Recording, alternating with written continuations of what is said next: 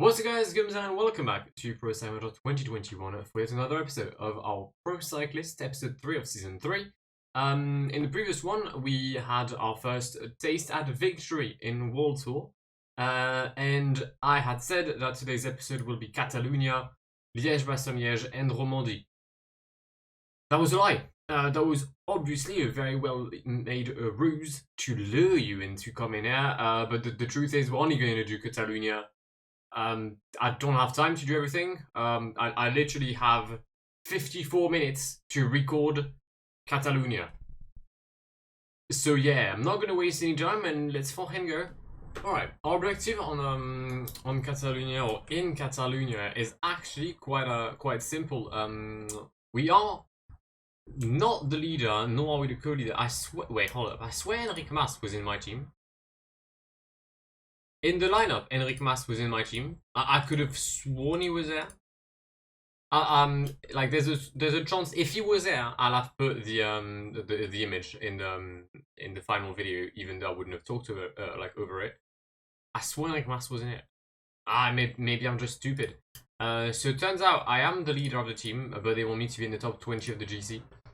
That's fair. I just came to Catalunya for the same thing Primoz Roglic does in Spain. Cerveza. Alright, Lutsenko wants us to pace, to try and chase the breakaway down. I think we'll do so. In the Alt El Montaña, it just seems like the kind of climb I would enjoy quite vividly. So yeah, we'll pace in that. Is there any big rider? I mean, Miguel Lopez is FMO Movistar, so most likely find some way to lose. Bernal Carapaz, Paul Souza, Andy Yates, 4 winners. That's good. That's great. Juan Ayuso only for UAE, disappointing, but they do have Mark Hirschi and is way too good in this game. Evenepoel and Yates, only 81 mountain for Yates. Disappointing as well. We did pace it quite a bit today. We've allowed a lone man to maintain a 32nd lead. That would be Julien Bernard, who's taken all 60 points today for the men's classification, so quite a prolific day for the French rider of Trek. But yeah, I've literally just been pacing. Only issue I have is that I've been trying to use some of my teammates and that would be Roger Adria, James Knox and Sergio Henao. But the AI keeps preventing me from using them. So I don't exactly know what the fuck I'm meant to do. There's a few tags, David Gaudu being one of them, Richard Carapaz. I mean, if I follow Mark Hirschi, I will most likely collapse. Bonnet, let's follow Simon Carr, I don't know. Let's follow Mark Hirschi, fuck it. First of all, can we catch Gaudu and Carapaz? That's the first main question. Not so sure. Not so sure. Maxime Van Gils and Mark Donovan are trying their best. 1.9k. God, I've launched early. Well, I'm done. I've lost this.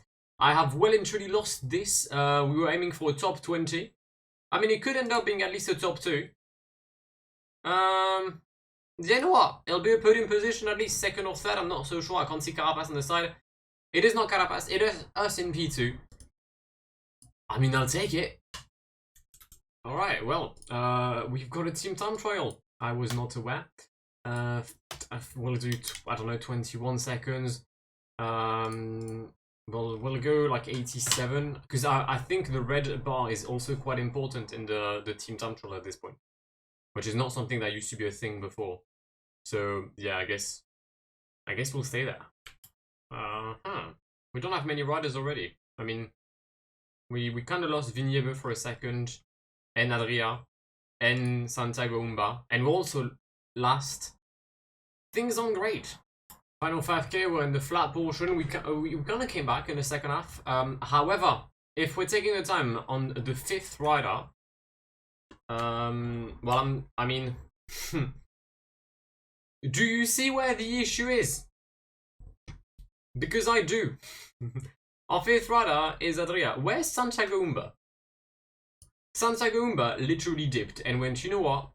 I will not stay with you. And I'm just gonna, like, die. Also, James Knox, it's the end of the run, my guy. Just go 99, I don't know. Across the line. 209 behind. Yeah, great. Stonks, perfect. Brilliant. Look, I get that he may be shit in time trial. But he lost 9 minutes. That's 7 minutes behind us. It's ridiculous. GC-wise, Ineos takes the lead and therefore wins La Vuelta a Catalunya. First mountain stage, potentially only mountain stage of this Catalunya, unless there's Laporte. We do have Laporte in stage 5. But yeah, they want me to be in the top 15 of the stage. We've got Lutsenko and James Knox available to us should we need them, and also Rodriguez +3 despite being slightly injured. Okay, good. We'll try and work with that. There's a potential chance that us doing well, although historically I don't do well in La Molina. We're approaching the summit of the Alt de Tofes, and Emil Vigneber decided to attack. What? Emil? You already had no energy? I'm confused here. But we're nearing the summit of the first main climb of the day. We'll then go downhill for the first ascension of La Molina. 2:36 is the gap for the leading breakaway. Very strong acceleration in the peloton, and actually attack by a rider most people have forgotten about, Jai Hindley, the rider from the team Sunweb. He's at the front of the race. He's attacked to try and bridge the breakaway with the lone rider, and actually not that bad a rider. Nairo Quintana is the sole man up front. Let's try to sneak to get up a couple of positions. Mark Hirschi, only 11 seconds down. UAE has had a very solid team time trial, unlike us. And we started the final ascension of La Molina. Rodriguez is the one protecting us. Behind us, or in our wheel, should I say, is Alexei Lutsenko. I'm quite skeptical. I don't know if they would allow me to attack, because I mean, I am 2 minutes down, but I am one of the best climbers on this race. So maybe the AI would not be fun if I were to make a move. I don't really know here. I think I'm just gonna like use Rodriguez and then I'll advise from that point onward. Maybe try a slight attack in the local uphill portion just before the summit of La Molina. Well, no, Mark Hirschi is the one surprising everyone. Fucking hell. Thank you, Mark. Very cool. Brilliant. He's attacked with Vingegaard, Hindley, Godu, and Mark Soler. But I'm not going to switch my rhythm, and I'm going to most likely catch them. I mean, I better catch them eventually. There we go. Here she goes again, though. 5k to go, and the Swiss is going for a second win here in Catalunya. Let's try to pace big times until the summit here. 14 seconds is the lead for Mark Hirschi. We're doing quite well. We're going to use our gel. 3.9k to go. Let's do some slight acrobatic descent here. Alright, go doing my wheel. I mean, he's good. He's actually probably better than me, but he ain't no me. 800 meters to go. Let's go. Come on. Alright, so I'm not gonna win. It is gonna be Egan Bernal ahead of Mark Hirschi. And I'm actually gonna be beaten by quite a few names, including Sergio Sumice. Yeah, at least there's no gaps. Alright, we're P9. First group as everyone. We're now 19th of the GC, 2:13 down. Brilliant. A stage where nothing will happen. See you for the sprint. Alright, 5k to go. Mark Hirschi attacks again. This man must be in the condition of his life, because he's attacking every time, and he's like potentially winning every time. But we've got 2.2k to go. I'm in the wheel of Juan Ayuso. 1.7k. You know what? Let's kick out right now. Come on, 1.1k.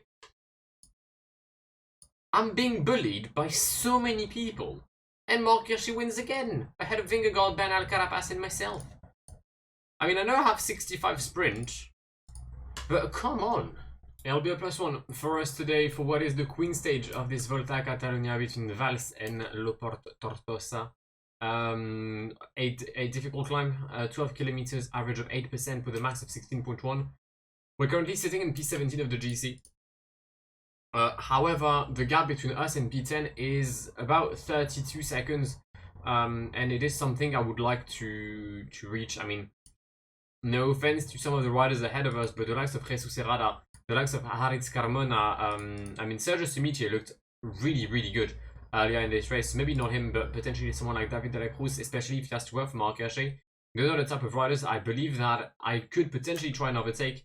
I mean, after all, I am a good climber. I'm not the rider I was at Euskaltel. The step up to Quebec Assos really helped us. and I think we may have just what it takes to do something well. Also, Mikel Landa has attacked the leader of Hydro. Wait, hold up. Don't they have Quintana as well? Because that's Arkia Samsic, right? Quintana is 9 minutes 17 down, and Mikel Landa is 6 minutes and 3 seconds down? What in the fuck have you been doing? 11 kilometers remaining in this stage, and we're about to start the final climb of Le Port. Lutsenko is somewhere near my wheel. I'll actually have Rohadria in the wheel of Lutsenko as well. I don't want him to lose any kind of energy by, you know, like just being badly positioned. That's the one thing I don't really like on Pro Cyclist, is that you can't really tell some of your riders to just stay at a nice position in the peloton without being completely dumb and going directly at the back because haha funny. So yeah, 9k to go. If no one was pacing, I would have attacked. But then again, if my grandmother had wheels, well, she would have been a bike. So right now, we're just going to stick to the main rhythm led by the Ducati Quick-Step team of Mauri van Sevenant. Actually, it's quite a powerful attack by the Belgian. Where's Remco? Remco is there. Remco crashed as well. A couple of kilometers ago, he managed to come back alongside Jai Hindley. But maybe the Belgian isn't feeling as well as as he would have had he not crashed. And we're going to come back on the head of the race being Nielsen Paulus. 80 mountain and 78 time trial for Nielsen Paulus, who has the stats of a rider that could potentially one day challenge for a general classification. Who knows? How is Samuel Batista there? And in which odd fantasy has that happened in? I do not know. Also, there is still 100 riders in this peloton, and I am not a massive fan of this situation. Rohe Adria has had enough of his work. 79 riders still out here. How? How?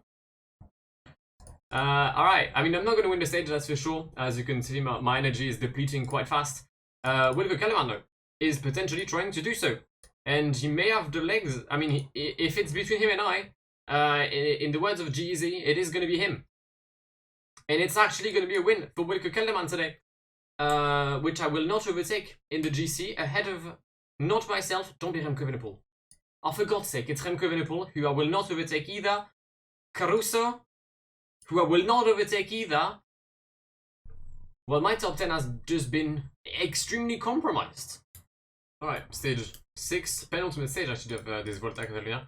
Is the next stage a sprint one? It is not. Alright, so there's a chance potentially of me trying to gain a few positions. I'll be trying to do. Is there anyone I can overtake realistically?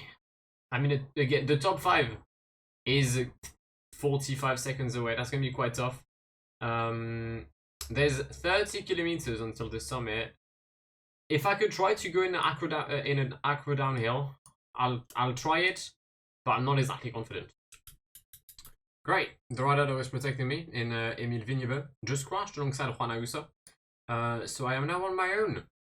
Going into the penultimate climb, the Alt de Porrera, 7 riders up front, with a gap just below 2 minutes. Pacing is Sam Omen, and then Richie Porte and Ivan Souza for the leading team of obviously Ineos Grenadiers. Shock, I know. As I said, I'll try and go into an acro after the first cat, but I'd also like to potentially serve as a teammate for Alexei Lutsenko. He does have a +5. The team hasn't brought a win yet on the Catalan roads, and there's a chance that potentially I could try to fix that through our Kazakh leader. Actually, I'm going to surprise the opponents. Dan Martin has not seen me, neither has George Bennett. The perks of having 7G acceleration is that even when people are surprised, well, they're not. We've attacked, we've managed to come back on a few riders. Someone, Gutenberg has attacked. Man, go back to inventing things, thank you. Alright, well, we're gonna surprise the opponents again. Attack once more. We've surprised them. And then acro downhill. Let's try to see if we can do something. There's a 10-kilometer downhill portion. Let's inshallah in the vibes this, shall we? And they're back. The crashes The crashes are back! Come on! I'm gonna try and pace. I'd love if I could tell Lutsenko to go in my wheel, but I don't. I can't do that. Which let's be honest, it's an L. Because I know that Lutsenko is gonna choke. Like, look at where he is. There's 3 kilometers left, and you're in nobody's wheel. You're just gonna choke yet again, as you've done many times during this race so far. Actually, to be fair to the lad, he's in the wheel of Valentin Madouas. Alexei, come on, you bastard! Come on, you bastard! He's got no energy anymore, but he's going to hold on. Gets in there. Lutsenko wins it. It's a shit race for us, but it's a good one for Lutsenko. We did crash, so I think it's good, and we will finish our Catalan adventure with a -3. Hopefully it's not too big an issue for us. Hopefully we can finish in the first group. We've got 73 hills today and horrendous secondaries, including 61 in stamina. I'll reassure my girlfriend it's more than that. Don't know why I said it, but we move, right? We move. We've got 120 kilometers to enjoy in the rainy Barcelona. I still have a cerveza with me though, and isn't that what matters? Are we having another Tiger Pogacar situation here? Hold up. Alright, so I can't zoom out. I also cannot move the camera away. Alright, now I can zoom out. Where are they? Okay, they just came back because I think Bernal had crashed or had been had an incident, and the peloton decided to chase to prevent him from coming back. But he just did come back. Well, I think a lot of incidents, and I believe one of the latest riders to have hit the ground is Jonas Vingegaard, the current P5 of the GC, has crashed. So has Simon Carr right now, and yesterday's winner, Wilco Kelderman. Oh God. We've lost both Kelderman, Carr and Vingegaard. We're currently moving into potentially P7. Should they not come back? I believe they will though eventually. But that is quite big. And that is what she said. Adria just crashed for us. That's an L. Some more riders hitting the ground. Alright, so Bernal is there. Here she is there. Wilco, yet to come back. Carapaz is there. Vingegaard, yet to come back. Godu here. Simon Carr, yet to come back. Caruso here. Remco here. Okay? So we're currently moving up 3 places into P7 of this Catalunya race. Oh, you're mad. I've just taken all of Lutsenko, and at the exact moment I do so, Lutsenko crashes. So I'm now dropped. That's an L. I'm struggling to keep up with the rhythm of the peloton. Mainly because obviously I have 72 in hills today. Or 73, sorry. So that's no ideal, but we need to hold on for 13 more kilometers. Come on. Final climb of the day. 7 kilometers. 1 hill. 1 hill. 1 hill is all it takes. Falling in love with me. I mean, I don't know. Let's be honest. It's going to take more than 1 single hill to do that. The summit is right there. Come on, brother. You've got this. Yeah. Come on. Stay with him. My Donny. Good. We've somehow managed to stay with the leading group, despite our abysmal fitness. 14 riders in contention for P2 because the win today is going to be for whoever's in P1. That would be Davide Formolo. Could he challenge me for anything? No, he can't. But yeah, I'm in the world of David Godu. I'm going to let him pace. I have no yellow, so there's no point in me trying to catch him. Win for the Italian rider today. Crash for Richie Port. L. Mark Hirschi will be fighting for second, and he will actually clinch second. I'm going to finish with the first group in what will be P15, but most likely an improvement in the GC to at least P7. Come on. Right, and we do wrap up this Volta a Catalunya, finishing with everyone. GC-wise, we move up into P6 of the race. Egan Bernal wins the whole thing ahead of Mark Hirschi, Richard Carapaz, Godu, Remco Evenepoel, and myself. You know what? If it hadn't been for that team time trial in which I believe we've lost around 2 minutes and 10 seconds, 2:09 to be precise, we would have ended up second. But as I've said earlier, if my grandmother had wheels, she would have been a bicycle. So I'll settle for P6. We have no fitness whatsoever. And in a 7th stage where crashes has become the norm, I'm quite happy with a P6 today. Yeah, overall, not too bad.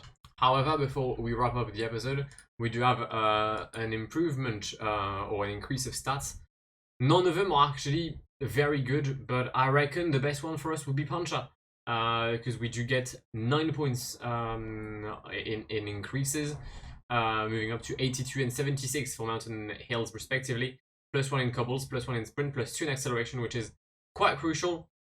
Moving up to level 22, and yeah, hoping for potentially our first Grand Tour win later this season.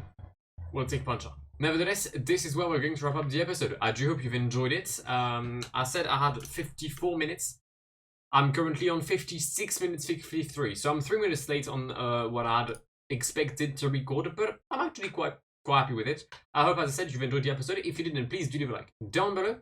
If you're new to the channel and want to see more of my content in the coming days, although more scarce than it used to be, maybe for some of you it'll be easier to follow the Pro Cyclist, then do make sure to subscribe to the channel if you haven't done so already. If you want to follow me also over on my Twitch or other social medias, the links are in the description down below in the link tree. You've got my Discord, my Twitter, my Instagram, and my Twitch.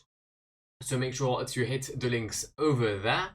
But yeah, I will see you later this week for the next episode of the Pro Cyclist. I'll also try to record a one-off video with Sonny Colbrelli, but do not get your hopes up. I have way too much work and not enough time. I'd need the days to be at least 30 hours to make everything work. My name has been Guillaume. Have an amazing day.